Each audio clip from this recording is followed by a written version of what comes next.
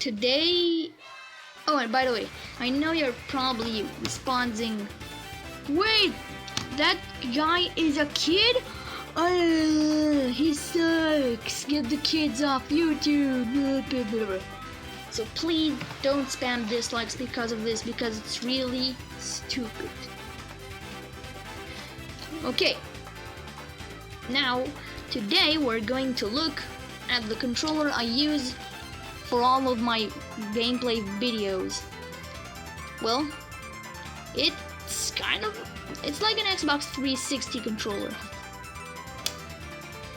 So, first of all, let's talk about the design. Well, again, Xbox 360 controller style. Well, the buttons are colorful.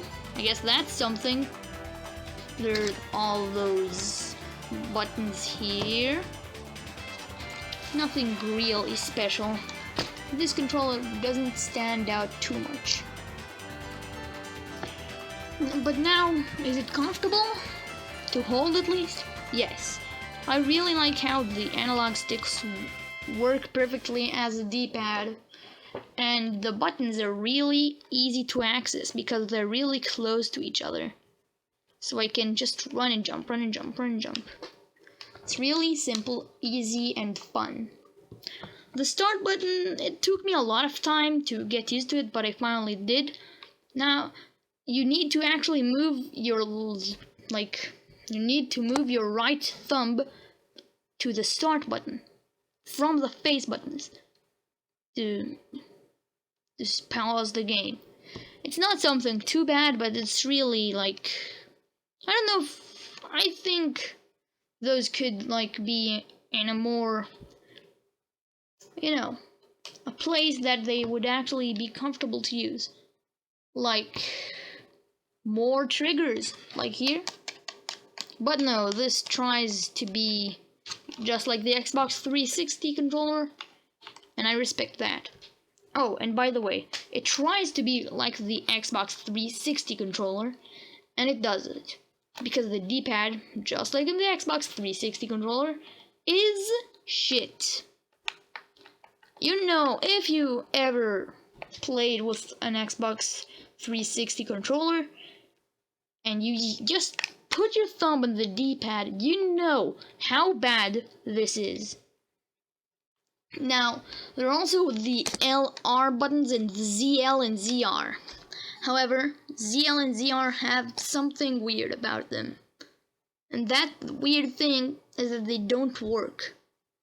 Now, first when I got this joystick, they did work, but 3 days later, they didn't respond at all. It can be kinda tough. Especially if you're playing N64 games and you set this as your Z button. It takes a lot of time to get used to when those controls don't respond. Other than that, it's pretty good. It's comfortable to hold. It responds pretty quick.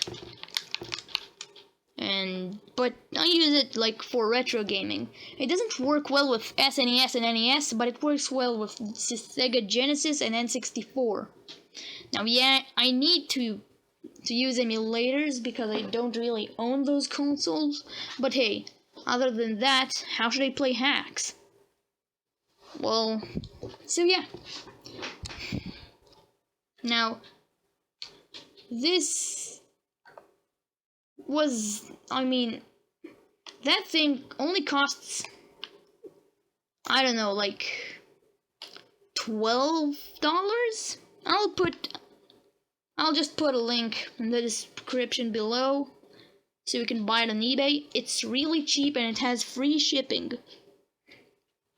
So, it's pretty good, but if you mind about the ZL and ZR buttons, triggers, you might want to just get a different controller. One that has actually working ones. But hey, everyone and what they like.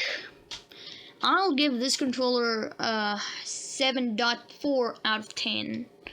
Because the ZL and ZR buttons don't work, and the D-pad, nothing new, but still, they could fix that, but they didn't. and that would help a lot if they did fix that. Other than that, everything is pretty responsive. Well, the L and R buttons are not that accessible when you think about it, but you can always hold it like this. But then accessing start would be tricky. Now, I actually think that accessing select is the real problem. You need to get your thumb off the analog stick right to the select. Now, that's not good because you can, if you're playing like an FPS, you might get shot when at that split second, so you need to be very careful while pressing select. Other than that, it's good. It's not bad at all. I love playing with it. It's just, yeah, the D-pad says its own, and the ZLZR again. So, yeah, that's a pretty good controller.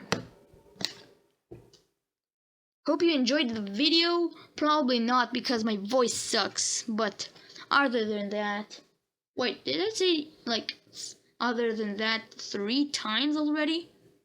Whoa. I need to stop saying it. I hope you enjoyed the video.